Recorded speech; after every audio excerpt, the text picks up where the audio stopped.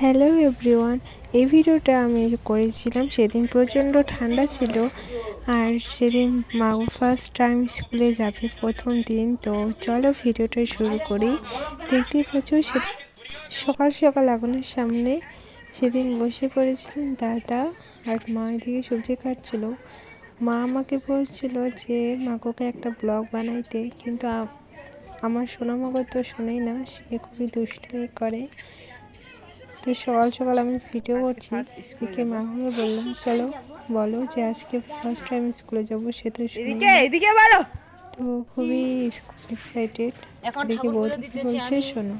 পুরো কুয়াশা লাগছে আজকে, একদম অনেকটা কুয়াশা লাগছে। তো হাই করে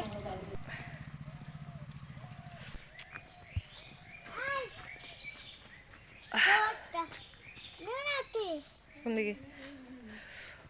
এইদিকে না রে, রাস্তার দিকে যেতে লাগে। রাস্তা চলো।